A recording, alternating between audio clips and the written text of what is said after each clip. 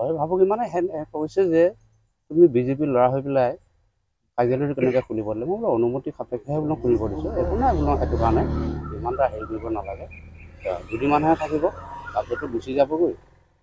গতিকে তথাপিতো মই বিজেপিৰ মানুহ যেতিয়া মই বিজেপিতে আছোঁ মই তেনেকৈও বুজাই দিছোঁ আৰু এতিয়া এই কামটো যে হৈছে ৰাতি মই উঠিছোঁ 12টামান বজাত উঠি মই বাহিৰত লাইট জ্বলি আছে মই তথাপিও চাইছোঁ একো নাই তেতিয়া তাৰপিছত শুই আছোঁ তাৰপিছতে ৰাতিপুৱা শুই উঠি দেখা পাওঁ যে এনেকুৱা পৰি গ'ল তাৰপিছত লগে লগে মই কাৰ্যালয় সভাপতিকেইজনক মই জনাইছোঁ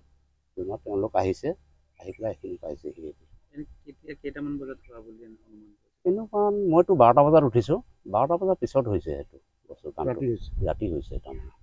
আমাৰ বাগজাপ মণ্ডল কংগ্ৰেছৰ নিৰ্বাচনী প্ৰচাৰ কাৰ্যালয়ত যোৱা ৰাতি আপোনালোকে দেখিছে যি লণ্ডভণ্ড কৰি থৈ গ'ল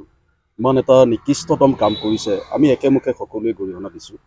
ৰাজনৈতিক দলত বিৰোধী থাকিব পাৰে সকলোৱে আমি মোৰেই এতিয়া 34 বছৰ হৈছে কংগ্ৰেছত আমি প্ৰতিটো দলকে আমি সন্মান জনাওঁ প্ৰতিটো দলৰ ফ্লেগকো আমি সন্মান জনাওঁ কিন্তু আজি যিসকলে এই ইমান নিকৃষ্টতম কামটো কৰিলে আমি একেমুখে গৰিহণা দিছোঁ আমাৰ আপোনালোকে জানে যে নিৰ্বাচনী কাৰ্যালয় এটা খুলিব লগা হ'লে অনুমতিৰ প্ৰয়োজন যদি কাৰোবাৰ আমি ব্যক্তিগত মাটি লওঁ তেখেতৰো অনুমতিৰ প্ৰয়োজন আমাৰ তেখেত আছে আমাৰ বাপুকণ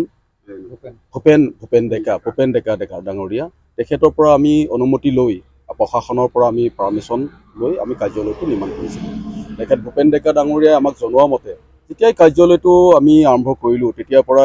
তেওঁক বিজেপি দলৰ নেতা কৰ্মীয়ে বিভিন্ন ধৰণৰ ভয় ভাবুকি দিব ধৰিলে তাৰ পাছতো তেওঁ এই কথাত নিজৰ অটল থাকি আমাক অনুমতি দিলে কাৰ্যালয়টো খোলাৰ বাবে আজি যোৱা ৰাতি এই পৰিৱেশ এটা সৃষ্টি কৰিলে আজি তাকেই আমি অত্যন্ত দুখ প্ৰকাশ কৰিছোঁ আৰু ক্ষোভ প্ৰকাশ কৰিছোঁ আৰু প্ৰশাসনকো আমি এতিয়া জনাম প্ৰশাসনক আমি লিখিতভাৱে জনাম আমি আহ্বান জনাম তেওঁলোকে নিৰপেক্ষভাৱে তদন্ত কৰি যিসকল দুষ্কৃতিকাৰী এনে এটা অপকৰ্ম কৰিলে তেওঁলোকক উচিত শাস্তি প্ৰদান কৰিব আজি আমি ইয়াৰ জৰিয়তে আমি গম পাইছোঁ হয় বিভিন্ন সময়ত আমাৰ দলৰ কৰ্মীক ভয় ভাবুকি প্ৰলোভন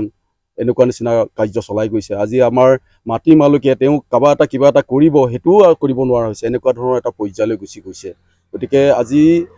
প্ৰদ্যুৎ বৰদলৈ ডাঙৰীয়া নগাঁও লোকসভা সমষ্টিত জয় নিশ্চিত হৈছে আৰু সেইকাৰণে বিৰোধী দলে আজি ভয় শংকিত হৈ আৰু এই ভয়ৰ পৰা খঙলৈ ৰূপান্তৰিত হৈছে আজি আমি সেইকাৰণে অসমবাসী ৰাইজক আহ্বান জনাম ইয়াৰ পৰা আহ্বান জনাম যাতে আগন্তুক যি লোকসভাৰ নিৰ্বাচন এই লোকসভা নিৰ্বাচনত যি জনসাধাৰণক যি ভয় ভাবুকি অত্যাচাৰ এনেধৰণে কৰিব ধৰিছে তাৰ বিৰুদ্ধে এই অত্যাচাৰৰ বিৰুদ্ধে এই অপশাসনৰ বিৰুদ্ধে যাতে ভোট প্ৰদান কৰে তাৰ বাবে আমি আহ্বান